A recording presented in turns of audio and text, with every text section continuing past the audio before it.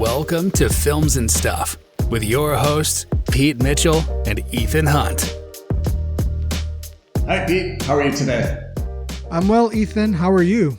I am good.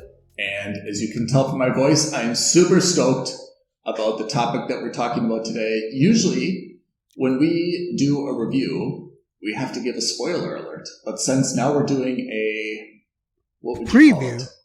A preview, a prep session, if you will, we don't have to give that warning. We can't possibly give anything away because we don't know anything. That's right. Well, we know some things, but not a lot of things. That's true. It's refreshing. I don't feel the emotional baggage of letting people down by telling them something that they didn't otherwise know or want to know. It's refreshing. That's right. That's right. Okay. So what are we talking about today before we get too far into the expectations? We are talking about DC Comics' own Batman. Quite possibly the Batman. Quite possibly the most famous superhero around. I think that's true. Right? Yeah. Yeah. I mean, in terms of recognition, maybe probably definitely top Spider-Man, three. Batman. Yeah. Spider-Man and Batman always fighting for the first and second spot. So we haven't seen. When's the last time we saw Batman? The last time we saw Batman, it was Ben Affleck. What year was this? Justice League. So what year was it? That was, I gotta say, 2017. Maybe? 2017. Oh my God. Okay. Yeah, 2017 was Justice League. But then what you're thinking of is, remember, there was Zack Snyder's Justice League. Yeah, that's right. They did a re-release. Yeah. Yep. And then Batman versus Superman, Dawn of Justice, was in 2016. So 2016, 2017, it's been a while since we've seen a standalone Batman movie, right? Agreed. And prior to that, and let's say even longer since we've seen a good standalone Batman movie. Oh, yeah. Yeah, shots fired. That's right. I said it. I said it. Bring it on, DC fans. I'll take it. Let's get it out of the way. For me, the real Batman really began. Sorry about that. Batman really began with Michael Keaton. For me, Michael 100%. Keaton was Batman. What year was this? This was 1989. Yeah. Just look at that cast. Michael Keaton, Jack Nicholson, Kim Basinger. Basically. Yeah. And we're going to, by the way, let's preface this. We're going to spend most of our time talking about Batman in cinema, not the TV shows. Because if you're going to do TV shows, if you're going to, there's a lot. Which, by the way, very good. Yeah. But like the animated shows, then you had the TV shows, whether it's the 66 original with Adam West or, there's a lot of representations of Batman, whether it's in real life or animated. We're just going to stick to the cinematic universe or universes because they're obviously all different now. Can we do something, Pete? Let me, just to recap, kind of the Batmans, let me read them off. The year that they were made and kind of the main characters, and you give me like just keyword impressions of what you recall or what you think of those, okay?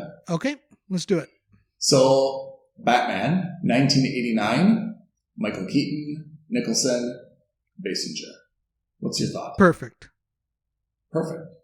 Oh yeah, I thought it was absolutely brilliant. Yeah. I mean, that was the original. I mean, this was Jack Nicholson as a Joker, which, I mean, used to be a buffoon. He brought it to life. And since that time, the Joker's been, like, pretty iconic, right? Everyone Absolutely. wants to be the Joker now. Yeah. Who would have thought? All right. 3 years later, 1992, Batman Returns. Starring Michael Keaton, Danny DeVito, and Michelle Pfeiffer, and Christopher Walken. Yeah, I think my first thought would be Penguin, because really that's what I remember the most about that movie. Yeah. Okay. 3 years later, we have a theme. 89, 92, 95. Batman Forever. Now Batman's super mainstream. Val Kilmer. Tommy Lee Jones. Jim Carrey. Nicole Kidman. What a cast. What do you think? Yeah. I thought that was really bad. I thought it was bad, really right? bad. It was also the introduction of not Chris O'Donnell, but Chris O'Donnell's character, Robin. Was it? Yeah, Robin's in this movie. Oh. I'm pretty sure. I remember a really awful sequence where they tried to make it really funny based on the original Batman series where they get on a fake island in the middle of the water and he goes, holy moly, or something like that. See, you can see the holes. It was really bad. It was just a really bad pun. Yeah, I don't remember this. I felt like this one was too many. I mean, Jim Carrey, this must have been the height of Jim Carrey, right? Nicole Kidman. This was when Jim Carrey had really just broken out. I think he had done Dumb and Dumber. He had done like all these slapstick comedy movies. Yeah. All right. So he was the Riddler. Then 2 years later, 95, 97, Batman and Robin. Who is it? It's Clooney. George Clooney. Clooney replacing Val Kilmer. I don't know. Uma Thurman. Oh, interesting. Chris O'Donnell and as Dr. Freeze or Mr. Freeze, Arnold Schwarzenegger. Yeah. The one word I remember from this is nipples because they put nipples on the batsuit. They put the nipples on the batsuit. I remember that there was, I think U2 did the soundtrack. I thought this was like when Batman just went like totally MTV on us. I thought that U2 did the soundtrack for this, and the soundtrack had more. Are you sure it was U2 and it wasn't Seal? Didn't he do Kiss from a Rose for this movie? Well, maybe. I'll tell you the scores of Batman and Robin is 3.8. And to put that in perspective, out of 10 or out of 100? I think out of 10. Still bad. And still bad. Prior to that, Batman Forever with Val Kilmer was 5.4. Still pretty bad. Batman Begins, 3 years prior, was 7. And Batman, the original one, 1989, was 7.5. So tell me if you see a pattern. Just tell me if you see a pattern, Pete. Okay? 7.5, then 7, then 5.4, then 3.8. Take a moment. Take a moment. If you need to plot these out on some graphing paper. Hold on. Let me launch Microsoft Excel. Hold on. You may need like a ruler or something, a straight edge to. Let's see if I can find the slope. Sounds very negative. Sounds negative. All right. So we took a break from 1997 Batman and Robin to 2005 Batman Begins. They brought in Christopher Nolan. They started to straighten stuff out, right? They brought in Christian Bale, Michael Caine, Liam Neeson. Batman Begins. We're back at 8.2. Right, and this is really the start of the Dark Knight trilogy, right? The 3 with Christopher Nolan as director. That's right. Where he's really referred to as the Dark Knight, the Dark deservedly Knight. So. What a great nickname! Where did that come from? Is that always the? Yeah, I think it's one of his monikers from the comics. Oh, amazing. Okay, so 2005 Batman Begins. 3 years later, 2008 The Dark Knight. Okay. And 2012, 4 years later, The Dark Knight Rises. I mean, that's a very good 3 movies, 7 years, all with Christian Bale. Of course, the second one, The Dark Knight, Heath Ledger as the Joker, right? Aaron Eckhart as Two-Face. Dark Knight Rises had Christian Bale, Tom Hardy, remember, as Bane, Anne Hathaway strutting around as... I don't know, someone. Selena Kyle, Catwoman. Yeah, Catwoman. And Gary Oldman, Commissioner Gordon, right? Yep. So that's 2012. Then we took a big break, right? And then wait, how did they do in terms of ratings for Begins, Dark Knight, and Rises? Great question. Because I think that... Yeah. Okay, go on. 8.2. 9 for the Dark Knight, and then down to 8.4. But all. Oh wow! Okay, and I mean, and all those are pretty solid.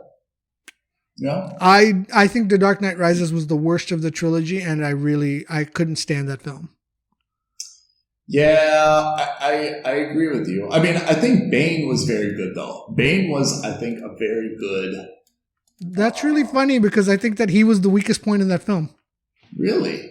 For me, I did not like Tom Hardy as Bane. Oh. You didn't like Tom Hardy as Bane, or you didn't like Bane?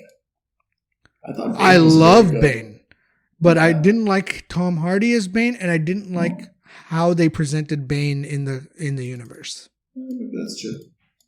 I mean, definitely the second one, The Dark Knight with the Joker, was probably the most iconic, right? By far. By far. Okay, so this was that very good 7-year run, 2005 to 2012. Christian Bale, I think that was when he really took Batman to a new level. Then there's a whole bunch of Lego Batmans, blah-de-blah-de-blah. Which, by the way, I really like the Lego Batman movie. I love the Lego Batmans. I think if anyone hasn't seen any Lego movie... that's the one to watch. Yeah, Lego Batman. It's very good. It is indeed. And then there's... then we get to Justice League. So 2012, the trilogy ended. 5 years later, Justice League, where the new Batman is who? Ben Affleck. Ben Affleck, that's right. Batfleck. What did you think of that at the time that it was announced? Were you confused? Was it more confusion than unhappiness? I was neither unhappy nor confused because, so as I've said previously, I've always seen the character of Batman as really being a split character. I always have to see them as Bruce Wayne and Ben Affleck, not Ben Affleck, as Batman, right? And if you look at Ben Affleck and the way he's been in other movies, and when you see him in a tuxedo, man, you can't help but like him as Bruce Wayne. Like I see him as I think in terms of Bruce Wayne's, I rank him very highly, right? In terms can I just let me just give you a quick pat on the back or some accolades. I have to say that's a very, very good way of looking at this because you're right. They are two different characters, right? We don't look at Superman as Clark Kent and Superman. We just say Superman. Whereas you're right that more than any other character, Batman has a prominent alter ego with his own personality. And absolutely right that there is a different way to portray Bruce Wayne versus Batman. And I'm with you. Until you pointed that out, I never saw it. I only looked at the people playing Batman. And yes, Affleck does it. I mean, I thought that Christian Bale did it okay. I can think of kind of one or two kind of iconic scenes with him. But you're right. I thought that realistically, the gravitas that Bruce Wayne probably has was more Ben Affleck-like. Yeah, I look at it this way. I mean, I look at if you're going to cast Bruce Wayne and Batman, right? I look at it as imagine a guy in a tuxedo versus a guy in the bat suit. Don't get me wrong. Physically, all of them have been able to do both, obviously, right? It's just a suit at the end of the day. But in terms of can he pull off the smarmy billionaire who seems indifferent to the ills of Gotham society? I think Ben Affleck in a tuxedo embodies that the best out of all of them that we've seen, with the close exception that I think Michael Keaton could have pulled it off equally well. Yeah. Right. I think you're absolutely right. Let me just make one comment on that. When Ben Affleck plays Bruce Wayne, you can kind of see that the guy is like strong and fit. So you can kind of, I think in my mind, I can see him going to the Batcave and putting on the suit and like fighting people. Michael Keaton, bless him, played, I mean, for me, he really, revitalized that Batman character. But I agree, when you see him in a tuxedo, you don't really imagine him going down to the Batcave and, starting to, like punch some people. So and that was also the product of its time. I mean, actors weren't expected to really bulk up or slim down for roles. True. When you were cast, you were cast as that one person, right? Nowadays, if I get cast to play a new character in the Marvel Cinematic Universe, you can bet we're waiting for that call. Call. You can bet your ass Kevin Feige is going to send me to some camp in the middle of the desert, to lose a couple pounds and to put on 50 pounds in muscle and to, really look like I could be a superhero, right? Even though I obviously am not. So that's disclaimer. I like the disclaimer. Yeah. Wink, wink. But that is the expectation, I think, of superhero castings today, right? Yeah. I mean, look, and this is not a gender issue. I think this also applies to women. Look at Brie Larson. Mm-hmm. She bulked up like crazy. If you see some of her training videos, my God, it's the most impressive thing I've ever seen is when you see Brie Larson absolutely killing it in the gym before she goes on screen as Captain Marvel. That's right. So now that takes us to the Batman, Robert Pattinson. What do you think? I mean, this is directed by Matt Reeves, right? So Christopher Nolan's out, Zack Snyder is out. You've already said Josh that you liked. Out. Yep, you said you already liked Affleck as a Bruce Wayne. What do you think of Pattinson as a potential Bruce Wayne, as a potential Batman? So we haven't seen much. We haven't seen much of Pattinson in a suit, except for a few small clips here and there on trailers. Yeah. If I had to guess, I would imagine he's more aligned to Bruce Wayne, akin to Michael Keaton, which is to say he doesn't look super bulky because, I can't help but even now to date think of Robert Pattinson as, the vampire from Twilight, right? Which was a thin, scrawny guy. And I don't know if he's put on any muscle or not. They've not really highlighted any case for that. Yeah. But even then, he seems like a slighter, a more svelte character. Or a human as a person, right? He doesn't seem like a big bulky guy. That's not to say he isn't strong. He could very well be. But I hear you on that, but I have to say, based on, there's, like you said, there's very limited trailers and scenes. But what I've seen, this Batman seems maybe not Christopher Nolan dark, but a little bit darker and aggressive. And I thought some of the fight scenes looked pretty brutal as well. So I'm kind of assuming whether it's because he's got broader shoulders because he's been on this, DC training program, or they're just, put like a pretty big suit on him. I imagine I think there's going to be a lot of physicality involved in this movie. It didn't seem to me like this is a finesse Batman. It seemed like this is just like there was a time when, James Bond didn't get blood on his shirt, and then they changed all that around with Quantum of Solace, right? Right. So I think that right? think we're going to see a physicality for sure.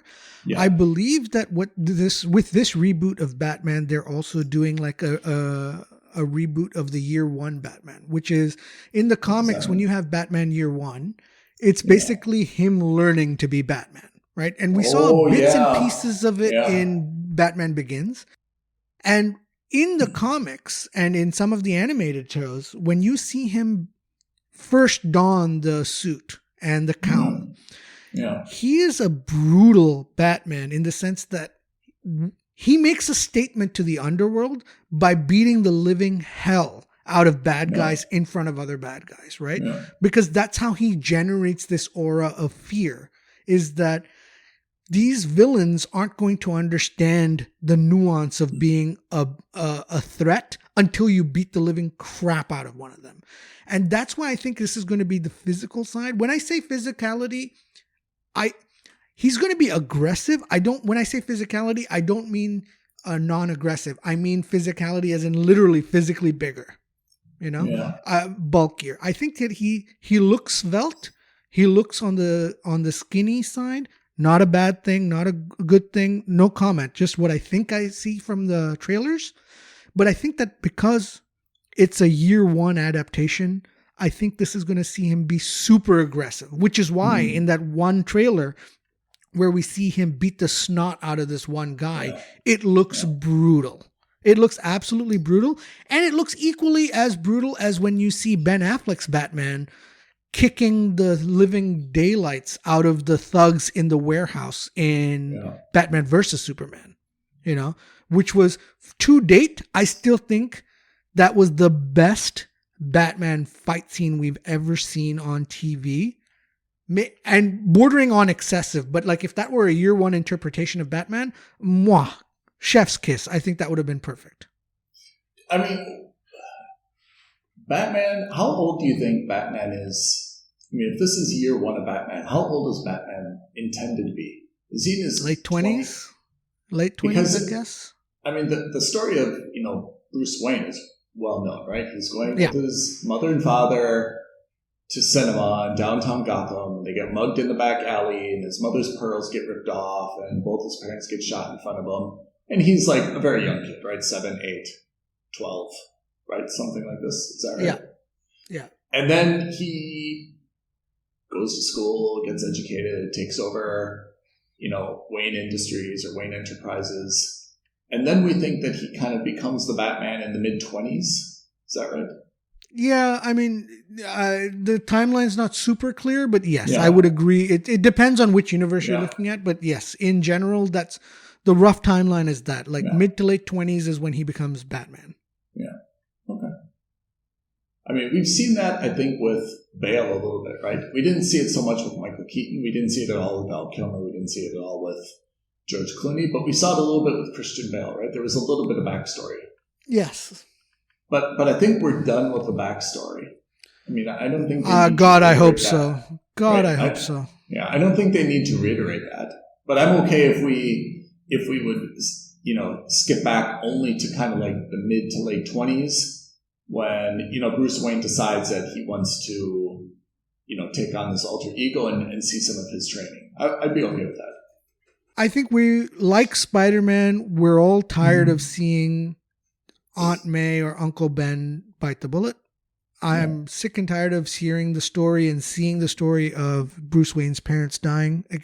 We get it. By now, Batman is no longer a part of like this niche comic book culture. Batman, like Spider-Man, like Superman, is a part of the cultural zeitgeist. Everyone knows, when you say Batman, everyone knows the story, right? Yeah. And unless you literally are living under a rock, like nobody doesn't know that story. So we can move on from that. And I think that's one of the things is that, the problem I had with Zack Snyder's movies were that he kept that as an anchor weighing, and that really weighs you down, and you don't need to rehash things like that, Yeah. So is this, if we're looking at the chronology of things, right? Because now the DC universe, whatever that means, is trying to become a more cohesive place, right? So, okay, we had Justice League. We're coming back with, a new Aquaman. Where's this Batman fitting into that? No idea. And I hope that it's a pure standalone Batman movie with no implications of a wider DC universe and only an implication of the Batman universe. I'm sorry to break your bubble. I only say that because that just doesn't seem to be the way that things go, right? And even if that's the case, I mean, if this is a one-off Batman movie, it doesn't seem like that makes sense. Like, so they're going to disrupt the universe just to have this one-off kind of prequel, and Robert Pattinson's just going to play this one time, and we're going to be happy with Ben Affleck's backstory in terms of how he became Batman, and then we go back to knowing it's now Ben Affleck and he's in Justice League and so forth. It just seems like that's making a story that, I mean, we've just been criticizing what's happened with Justice League, right? It seems like that's making something that's pretty confusing a whole lot worse. It would be better if they just said, hey, let's scrap all of that and let's kind of like start over. But I don't think this could be a one-off. I mean, as much publicity as this has gotten, the fact that they've engaged Pattinson, it doesn't seem like this is just a Batman in his youth kind of film, and they're going to say, okay, go back to, getting your head around Justice League. This is what we're doing next with Aquaman coming out and The Flash coming out and Wonder Woman 1994 coming out and so forth. Ben Affleck is back, or he's not back.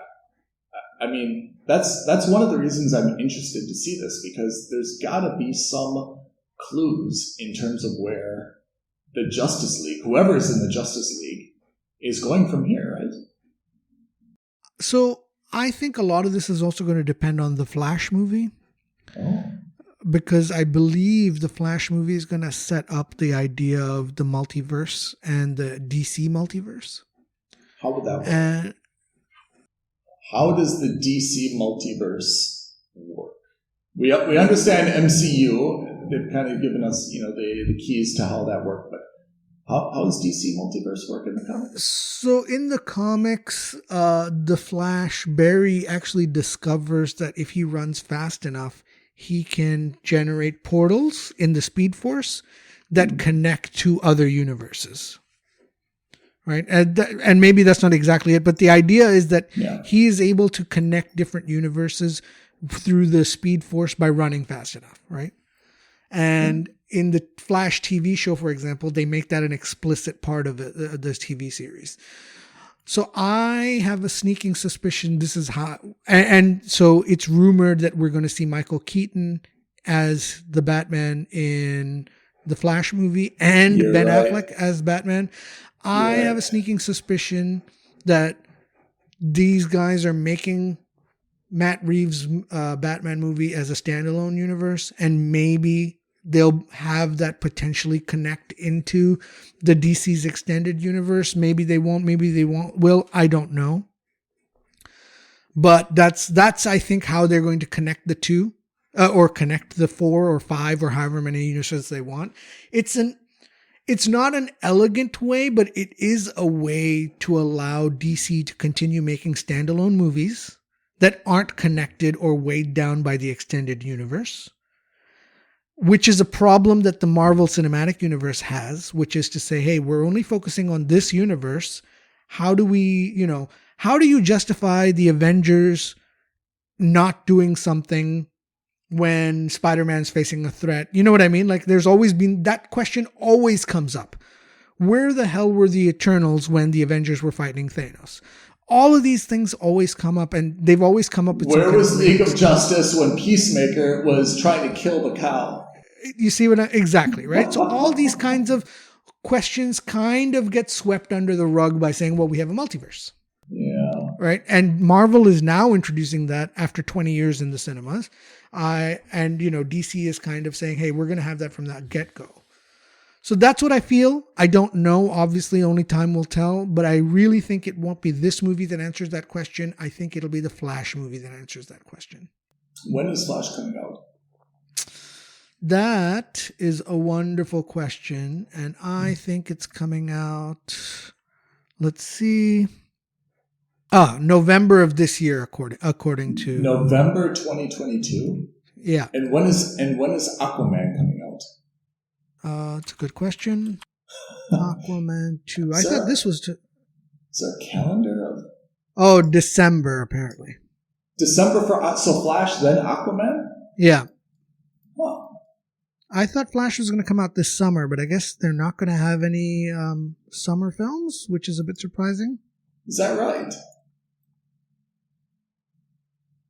Yeah, I think that's interesting. I would have expected them to have a summer movie, but I guess not. Oh, maybe Black Adam is this summer. Hold on.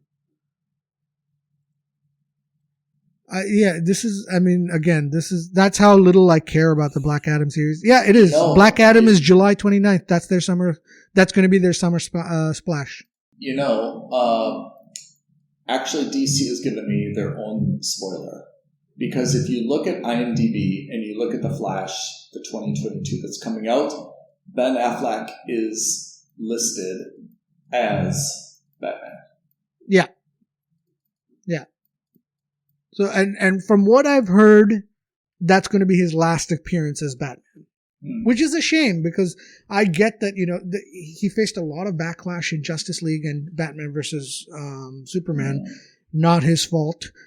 And I think that really, Ben Affleck has, if you look at, we may need a separate episode just on the career of Ben Affleck, right?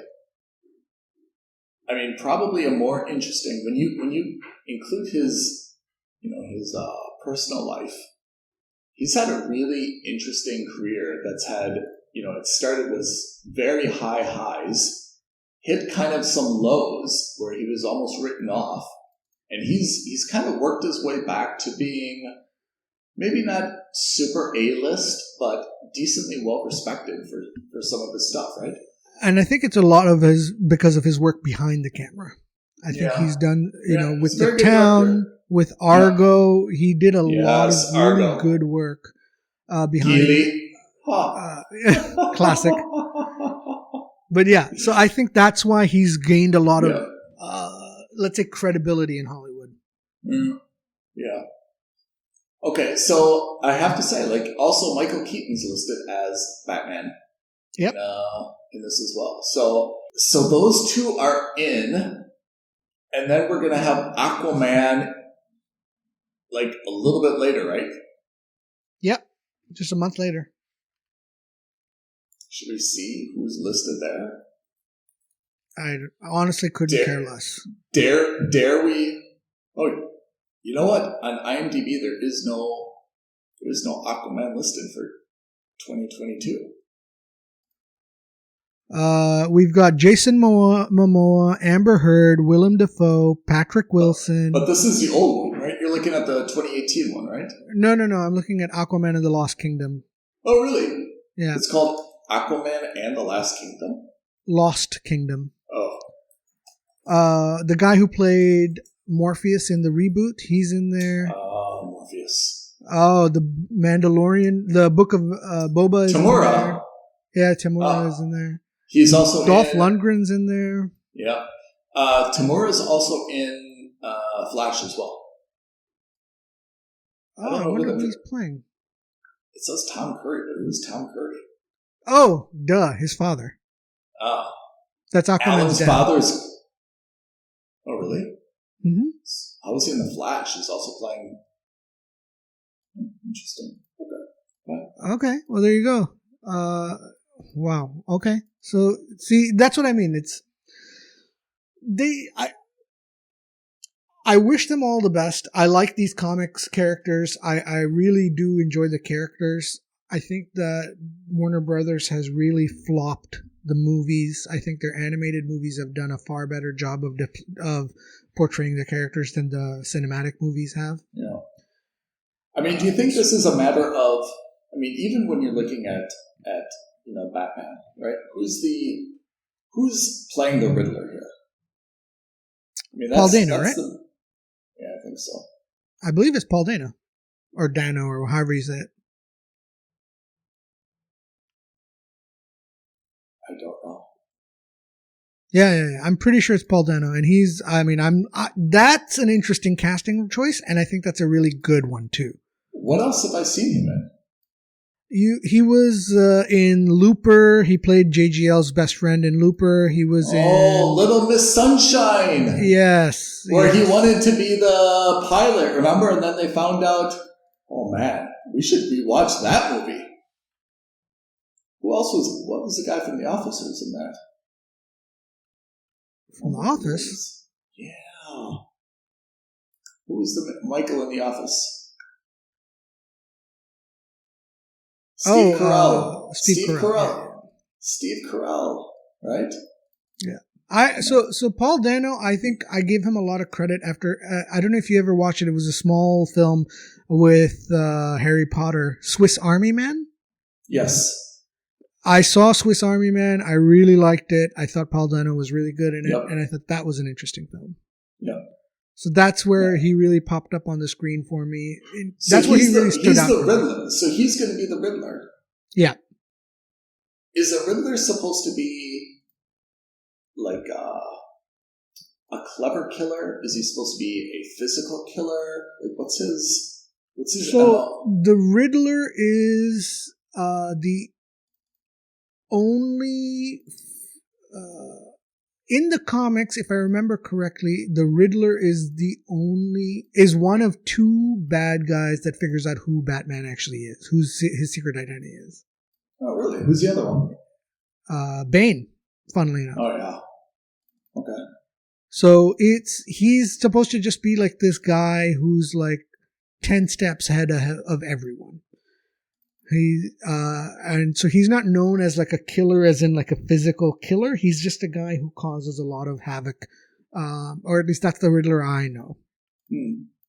Because when you look at the trailer, right, the Batman trailer, it looks, I have to say, it looks very Christopher Nolan-ish, doesn't it? It looks very dark. It looks very dark and mysterious. A lot of darks and a lot of rain. You know, like.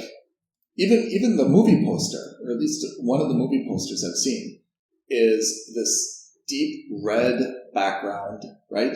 The silhouette of Batman, rain seemingly coming down. You know, these seem very, Christopher Nolan-ish, which maybe is inspired by him because it was such a popular trilogy, and then things went a little bit, even though Zack Snyder tried to go dark. I mean, so this is something that we have to see. And your prediction is that this is kind of a one-off, a bridge until we get to Flash, a bridge until we get to Aquaman. I don't even think it's going to be a bridge to Flash. I think that it's going to be a standard one-off movie that, if it does well and if they want to integrate into the movies, into the extended universe, I think they're going to find a way to do that. I hope they don't, but we'll see. It's to be determined. Why do you think they chose Matt Reeves as the director? Not sure, to be honest. I mean, he's done. What do you think? I mean, for me, he's done Planet of the Apes, right? That's what I know him from. I know him from Cloverfield. Cloverfield, yep.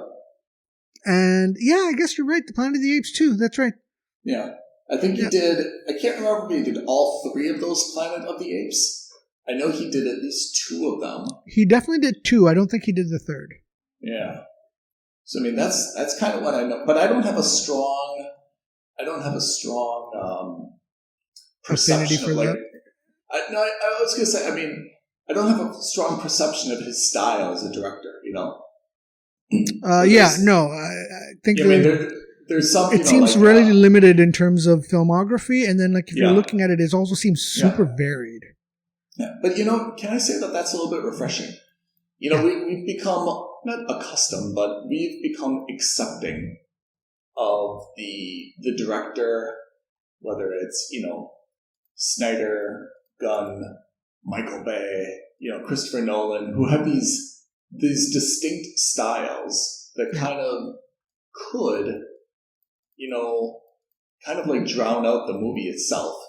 With whether it's lens flares or extreme explosions or, the way that they're filmed or something, kind of like dictate, the pace and the theme of the movie.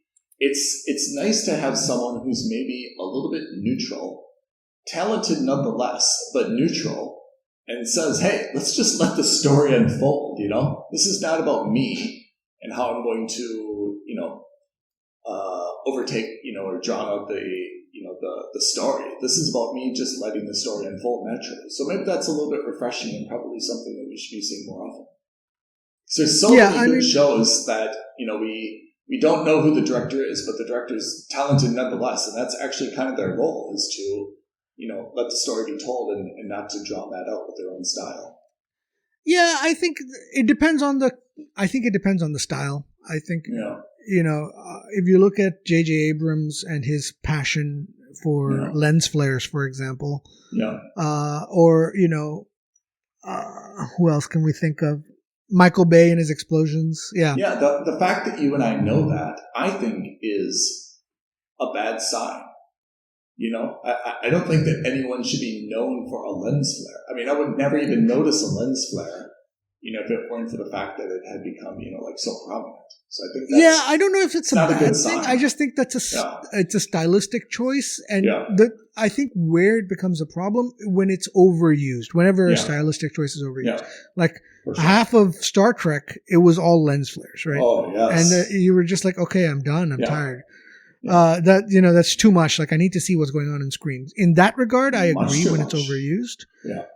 Or like Michael Bay, like half the female characters are in bikinis and and the other half are driving Ferraris through explosions, which again, I mean, enough, So We get it. You like beautiful women in bikinis, and you like fast cars going through explosions. And American flags. Or to a lesser extent, okay, John Woo, we get it. You like white doves, like we get that you like doves going through a door or through a window to create a distraction.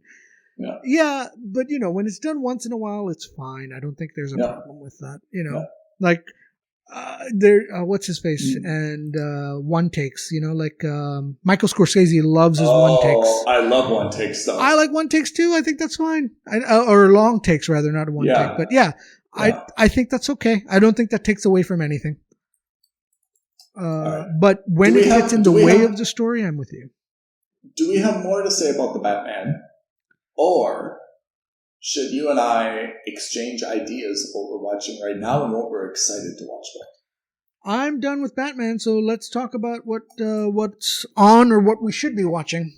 What are you watching right now? Are you watching anything new? Because now we just talked about, on a prior episode, we talked about that we finished Peacemaker. I'm always watching Expanse and trying to catch up to you. What else have you been focused on lately?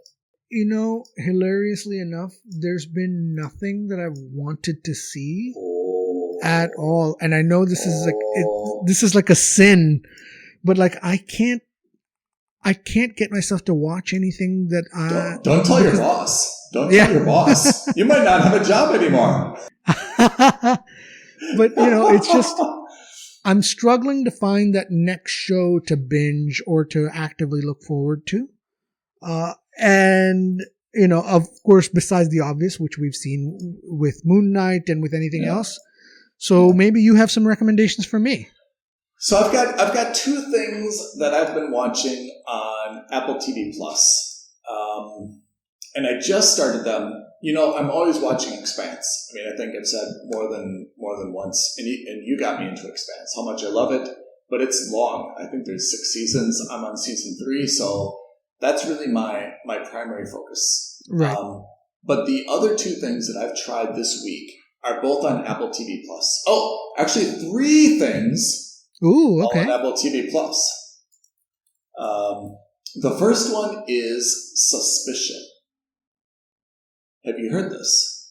So I've heard it, but I'm getting confused because I know there are 2 S shows, and I don't know which is which. So Suspicion is on Apple TV Plus. There's a new episode. Now, Apple TV is doing this thing where every Friday they're releasing kind of one episode. So I caught it, and I've watched I think I'm on episode 4 or 5, but I started late, so I was able to kind of watch all 4 at the same time. Main character, Uma Thurman, and this is about, I'm not going to do spoilers, but I'll just give the general plot and then my thoughts. Uma Thurman runs a very successful business. Her son is kidnapped, and the kidnappers obviously have some requests, and there's 4 or 5 potential suspects. They're all arrested, released, and at this stage, with 4 or 5 episodes into it, we're supposed to have kind of some ideas in terms of one or more of these suspects. Are they all in cahoots with each other? Are they all innocent and there's just some random coincidences that cause them to potentially be suspects? Are they lying? We know that there's some things that don't add up and so forth. So it's a little bit of a kidnap mystery. I have to say I'm pretty compelled. It takes place mostly in London. All the suspects are British in London. Uma Thurman's company is in New York. So obviously it's hitting those 2 big demographics, UK and US. I have to say I like it so far. It's definitely, I would say it's somewhere between Mooch and Subscribe. But I'm quite smitten with it, and I want to continue to see it out. Not so much because of the mysteries that surround it, but I just kind of like the storylines and I like the folks, so it's something that I want to continue with. It's got pretty good ratings, but it hasn't gotten to Game of Thrones or Sopranos level of public reception yet. So that's one thing that I'm watching, Suspicion. Okay. The second one, called Severance. So you can see Apple TV's got a one-name title theme going here. Both as shows, yes.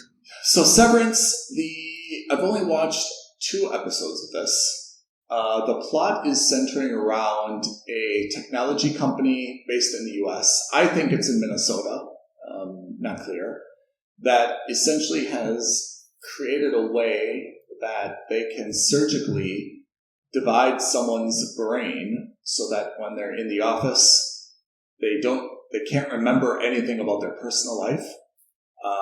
When they're at home, they can't remember anything about their work life. So I initially, before I even started watching this, I kind of thought that there'd be like a bunch of love triangles and people would be like fighting or breaking up or getting divorced or cheating on each other. And then they'd go to the office never to be happy and, collegial and buddies with each other. It hasn't gotten to that yet. Maybe it will. It's very slow, to be honest. So this is not something that I think, it doesn't stand alone. It would definitely be a mooch rating for me right now, but it's not something that stands alone where I can just sit, watch this, do nothing else. It's definitely like a second screen kind of show where I could be emailing, chatting with people, checking out sports scores, something else, and have this on the background and still kind of follow the story. It's not moving so fast that I feel like I'm missing anything and I need to go back. It's also funny, but not in a ha-ha funny way.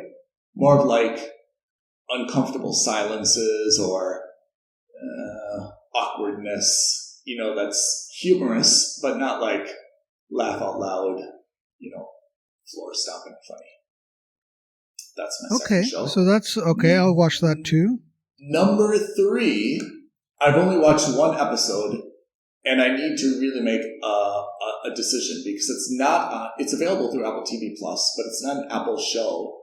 It's available through AMC, so I would need to subscribe to AMC. It's called La Fortuna, starring Stanley Tucci as love Stanley Tucci. We love the Tucci, right? As a mariner, a guy who basically looks for underwater treasure. Yeah? Okay. Yeah. And he is somewhere off the coast of Spain near Gibraltar. Gibraltar has this dual UK Spanish, governance to it. So it's not clear what waters he's in. He's found substantial treasure at the end of episode 1, and now obviously it kind of sets it up that there's going to be a major political battle fight between him, the Spanish government, some lawyer, and so forth. I have to say I really enjoyed the first episode, but we've created this rating system for a purpose, right? It's intended to be pretty practical. I'm really on the fence about whether or not I need to subscribe to AMC to watch this. Maybe some of our listeners will give me some guidance. Maybe there's some recommendations for what else is on AMC that would justify a subscription. But I have to say, to the extent that you and I can find some other things to really put our attention to, it doesn't seem like this show by itself would convince me, I guess that's my rating. I guess it's a mooch right now. It hasn't convinced me that I need to do this. Although one night when it's 11:30, I can't sleep. I've seen all my, I'm caught up on Expanse. I would probably give in to that temptation.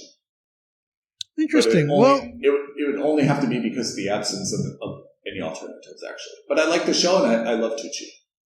Well, since we have these these subscriptions, we should check them out, and we can provide a quick review if that's the case. I will check out all 3 shows, and then we can see if they're worth even discussing, or just give a quick 1-line rating and call it a day there. Let's hope it's more than 1 line, but some of these may be that. But I'm trying to find out, I mean, now we're in a little bit of a dead period, right? I mean, it's a bit of a lull, yeah. We finished Loveuary, right, which is a big month for the Hallmark Channel, which you and I are not reviewing. No. But it's that period, right, where there's not a lot of new content being released kind of the end of February, March. You know, it is a little bit of a lull period before kind of the spring, the summer blockbusters get geared up. The Batman is probably the only thing I think is being released in like the coming week. What else is there? Do you know? Nothing that I can think of off the top of my head, and that's the problem, really. In fact, I'm going to look it up now, and I have a sneaking suspicion. I've been doing the same thing, and it's not that there's a lack of content. There's just a lack of anything that's really a blockbuster, or that I've really been... Oh, I do want to see this Tom Holland movie. What's this called? Uncharted? Yes, I would see that for sure. Yeah, Uncharted is something that I need to watch as well. I think Doctor Strange 2 is coming out in May. That might be interesting. But yeah, I think it's, as you rightly pointed out, it's a bit of a lull. So this is actually a good time for us to get caught up on some of these streaming shows like you've mentioned, or some of these shows that are already kind of over and done with, like The Expanse, which also you are watching. Yeah. And I think in terms of what we need to do next is probably go watch Uncharted, so we can talk about that. I think Uncharted, Batman, yeah, for sure. Yeah, and so Batman in a couple of weeks. Uncharted, I think, is out now, so we can watch that. And I don't know what else is out. Do you know what I really want? I want a listener to give us a suggestion and say, look, you've never heard of this movie or show. It's buried deep, deep, deep on Netflix. It's maybe even a few years old. It starts pretty slowly. The production value is kind of rubbish. But give it some time. You will fall in love with this hidden gem just like I did. I want this recommendation because I feel like there's so much good content out there. But unfortunately, it gets lost in the noise of so many different subscription services, new releases, just kind of being forgotten about. I'm sure that there is a 3-season, show out there that we've just passed over or missed because it didn't have the right lead, the right marketing budget. It was released kind of simultaneously with something else that had more fanfare. That's what I want to find, is that kind of like hidden gem, diamond in the rough, if you will. Because I feel like I would get more gratification finding that than I would watching Severance, which every time I log into Apple for the last 5 weeks has been the first thing that I see with the coming blasted soon, in your face, coming this Friday.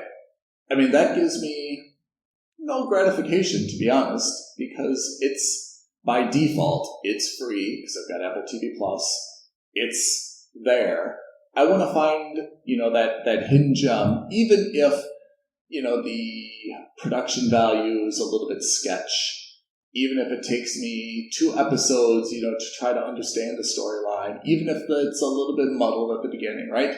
Because not every show is so perfectly, the showrunners don't always have their footing at the very beginning. Sometimes, especially with something new or something that's a little bit off the beaten track or trail, it takes a little bit of time to kind of find the right tone and the actors to try to get into their character.